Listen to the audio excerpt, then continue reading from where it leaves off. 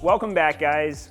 This weekend fought me tooth and nail all the way through, so I don't have a ton to show for it, unfortunately. I spent Thursday doing my taxes, which I will spare you guys the entertainment value of, but Friday, Saturday, and Sunday was just one train wreck after another, and it just didn't go my way. And so I spent a lot of time yesterday afternoon trying to figure out what on earth am I going to do for this episode, because I don't have anything to show for it, nothing of consequence, no finished part, no finished job. And I got pretty stressed out about it until I just realized, you know what? Show the reality of it. There's no need to kind of fake progress on something to have an episode when I can just demonstrate that sometimes nothing works out. Not that you guys aren't aware of that. You guys have seen me do control arms several times over, but sometimes it's not even getting those control arms done and realizing you could do them differently or better. Sometimes the pieces just don't fit together at all, either literally or metaphorically. And sometimes it's that you don't have the right parts on hand. Sometimes your own skill set falls short, or sometimes just things don't work out. And that was this weekend's hat trick. It was all three. So we're gonna dive into it. I'm gonna show you guys some of the ideas that I tried to execute over the weekend. I've got a few things to show you, don't get me wrong. We've got some cool parts. We've got some ideas and executions that we're gonna flesh out over this week and through next weekend. But overall, this week was just a train wreck. But I'm gonna show you guys because that's how the reality of car building is sometimes. So here goes nothing. This was my weekend. Like most episodes seem to lately, this one also starts with some boxes we've got to open up, and this time it's 4 huge boxes. But I'm going to save you guys a little bit of effort and time this time around and snap my fingers. We've got it all opened up and set up on the table, and it is a slew of parts from Vibrant Performance. This includes all of the aluminum and the HD clamps that we're going to need to build our charge piping, and most of the fittings and hoses that we're going to need to actually plumb the fluid systems for the car.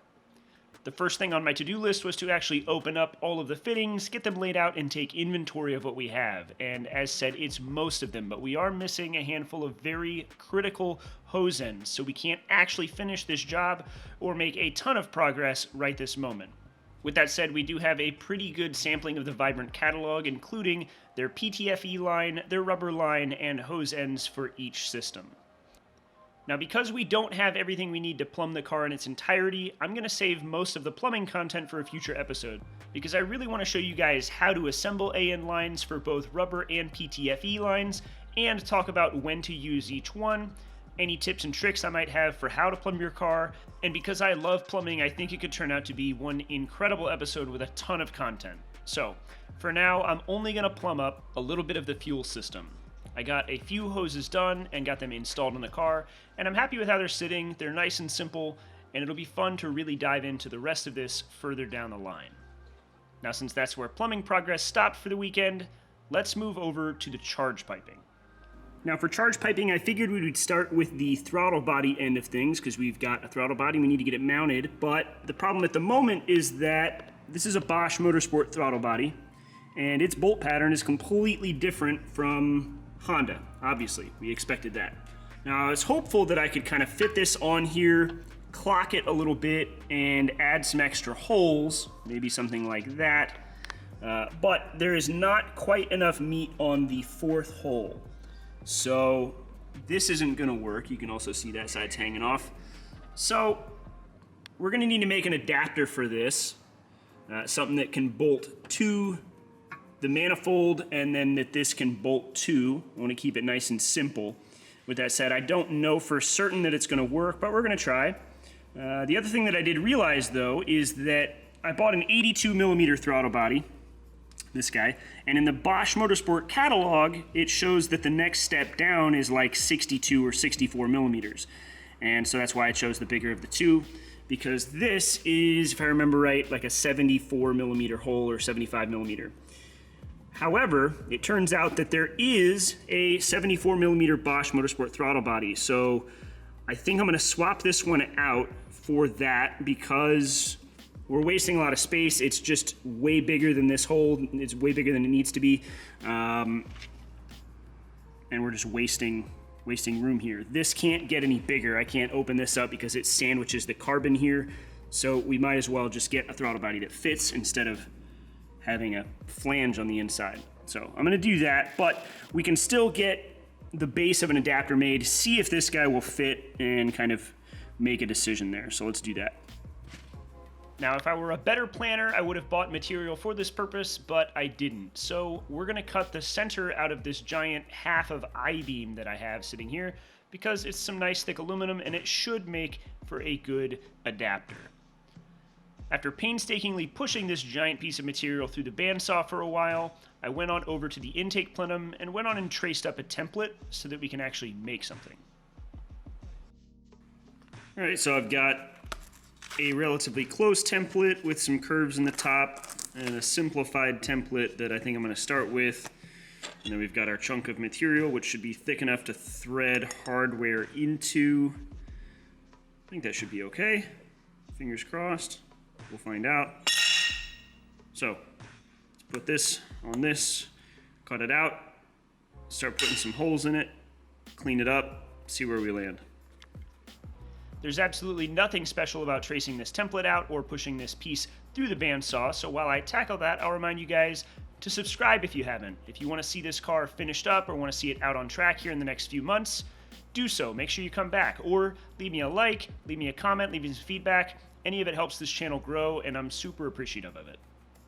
Now here we have our rough cut part, and I'm only showing you this because it's at this point you'll probably step back and look at something that you're making and say, man, this looks like crap. How do I turn this into something that actually looks good? But I want to say everybody's part looks like this once they've cut it out, and it's the time that you spend actually finishing it that will give you something worthwhile. So somewhere along the lines, I drilled some holes in this thing, and now I'm taking it to the belt sander to clean up the edges and give us some rounded corners. Now, because the throttle body has to sit on the adapter and it has to sit flat, and these bolts interfere with it, I've got these countersunk bolts that we're going to use. Issue might be that the head is pretty big. They're the smallest ones I could find locally, and I think this is probably what's going to be what keeps this from working, if I'm being honest, but I'll show you. We're far enough along. Let's do it. We're going to countersink these holes with a countersinking bit so that these bolts will sit flush in the part. Let me show you. This weird looking bit that we have here is called a countersinking bit. And the reason that it's special is, if you notice, it has the exact same angle as most countersunk bolts. And so we can use this to actually circularly bevel the holes in our part. Using it is really simple. It's just a matter of inserting it into the hole and giving the drill a spin. And I find that it works a lot better at slow RPMs than it does at fast RPMs. So do with that what you will. With all of our holes countersunk, I'm going to give the whole part a sanding just to clean it up, remove any surface imperfections, and make it look a little bit nicer. And last but not least, we're going to blow off the workbench because it looks cool in slow motion. Here you can see the finished part with the countersunk holes and the countersunk bolts sitting flush with the surface, and there needs to be a little bit of finish work here to actually call this part done, but overall it's a proof of concept, and I think it's worth testing it and see if it's going to work before we spend any more time on it. It looks alright on the car, the shape is a bit funny, but it does line up correctly with the intake manifold. So let's look at it on the workbench. Now, as mentioned, we do need to clock this thing correctly. You can see through the upper holes in this thing that we have material behind them. The holes will miss the bolts that we've put in the plate, which means we can drill and tap it and actually bolt this throttle body down. But looking through the bore of the throttle body, you can see that the heads of the bolts actually protrude into the throttle body. Now, we're gonna hope that changing to that smaller throttle body and repositioning this a little bit will fix that. I know that the 3-inch diameter hole will clear the center of these bolts. Obviously, it does on the intake manifold. So we'll probably have to make a secondary flange and a short piece of tube between them in order to actually make this work. I'm not fully sure yet. I know some of you guys are going to say, oh, you could figure this out by drawing it up and, or doing it in CAD, and that's fine. I don't really care. I wanted to make something, and we're gonna hold on to this until we get that smaller throttle body and see if we can actually make it work for this project. Now let's talk about this O-ringed bezel I have on the end of the throttle body. These are Vibrant Performance's HD clamps, and their purpose is to completely eliminate silicone couplers for your turbo and intake piping. These things have a burst pressure of 800 psi. It can withstand 400 degrees Fahrenheit intake temps, so needless to say, they're going to do the job very well. They include a ferrule that you'll attach to each piece of your aluminum tubing, and those ferrules have O-rings that are inserted into the center union sleeve, which you can see here. This is the completed assembly. Now, around these parts goes the actual clamp itself, which is a quick disconnect clamp. It doesn't require any tools to remove your intake tubing. It's just a simple speed pin that will hold the assembly together, making for a toolless installation or removal of your charge piping. HD clamps also allow for angular, axial, and radial movement, meaning your charge piping can move as your engine moves on its engine mounts. It's absolutely the best tool for the job, which is why we're going to install these on every union on our charge piping system, including the throttle body and the turbocharger itself. You can see I dove right in, welding one of the ferrules onto the outlet of the turbo, which means we can put an HD clamp directly to it. The goal is to have no silicone or rubber couplers anywhere on the car. They're just not needed, especially when these clamps function so well. Not to mention, they also look fantastic. I did some cutting and trimming on another piece of pipe, welded a ferrule onto it, and now we have our first piece of charge piping in place. We need one more ferrule and clamp going into our intercooler, so that's what I tackled next. The end plate on the intercooler needs a 3-inch hole, so I used the drill press and a hole saw to do that, which really probably isn't the best way, but it's the only way I've got, and it worked just fine. I tacked the next ferrule to that end plate so that we can affix this thing to the intercooler itself. Keep in mind, the charge pipe that we just made will need a matching ferrule on the other end of it, and together we can put one more HD clamp of the 4 total our intake system will have on it.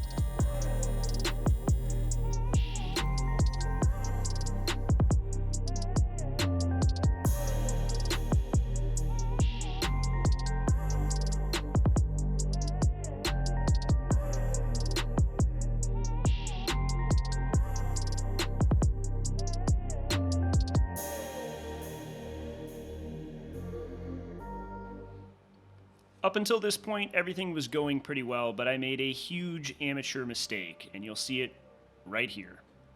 I forgot to turn my welding gas on, but being an amateur when it comes to aluminum, I didn't realize right away. I thought maybe I had contamination or something else rather similar, so I figured I'd give one more tack a shot before starting to troubleshoot.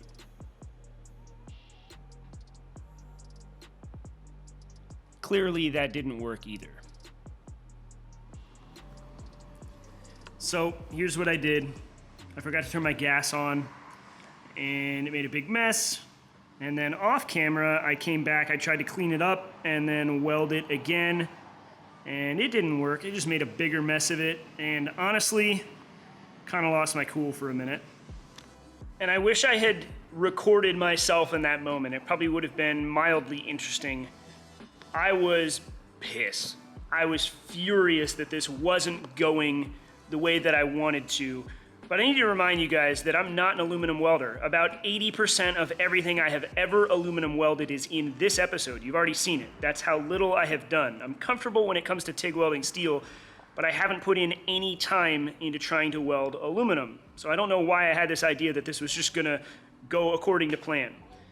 But it's about putting in the time. I put the tools down and I thought I was gonna leave the shop, but instead I took a walk down to the corner to grab myself a Coke and walked back. And I took my time, I called my buddy Nick, and I was kind of venting about the trouble that I was having here, and he reminded me that the only way you're ever gonna get good is when you sit down and you put in the time.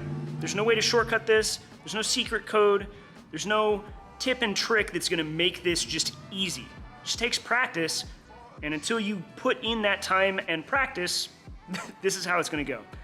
And it's easy to kind of look back on yesterday afternoon and realize, obviously, that's the case. So When I got back from the corner store, I cut up a bunch of pieces of aluminum and said I'm gonna put in a few hours of practice. So that's exactly what I did. I sat down and for maybe the next couple of hours, I just welded. And frustratingly, honestly, it all went pretty well. I didn't have any major hiccups other than touching the tungsten to the aluminum a handful of times, but in all, it went okay. Not great by any measure. I'm not ready to be a production welder, that's for sure. I'm probably not even ready to weld my intercooler, or rather, I know I'm not. It won't turn out the way I want, but the entire process was definitely a reminder that as I continue to practice and continue to put in the time, I will get good enough to do that. I can get to the point where I am happy and proud of the welds that I can produce. It's just going to take more practice like this. Now, I'm not showing any of this off because I'm proud of it. In fact, it's quite the opposite. It's pretty embarrassing. I'm absolutely an amateur, but I'm showing that even after a couple of hours of practice, it is possible to get somewhere, although the tubing I found to be considerably harder than the outside corners of the sheet metal. But again, with time, we'll get it all figured out. In the end, it was a valuable investment in my own skill set, and it was helpful to learn how to modify the settings on the machine and learn some techniques to get this stuff to actually start working. And I'm getting somewhere. All right, guys, there you have it. That is this episode concluded. I hope that it was enjoyable. I know we didn't get a ton of stuff done, or at least it doesn't feel like it to me, but at least we have some ideas we can keep working on. I'm gonna keep practicing on my welding, and overall, we're gonna get this stuff done. I'm not too stressed about it. I still feel really good. We're still making really good progress. We've got more parts on the way so we can finish up that plumbing, because I'm halfway through filming a really cool plumbing episode for you guys, talking about both PTFE hose and rubber hose, how to assemble AN lines, and just everything that goes into plumbing. It's one of my favorite aspects of building a car, and I'm excited to share that with you guys. But I put it on pause because I didn't want to kind of split it into multiple episodes that were half finished and half executed. So we'll get to that one, and we're going to finish up this charge piping. We got to get this intercooler all welded up. We've got to figure out what we're going to do about our throttle body, so on and so forth. You get it. You watch the episode. I'll catch you guys on Thursday. Thank you, as always, for the support.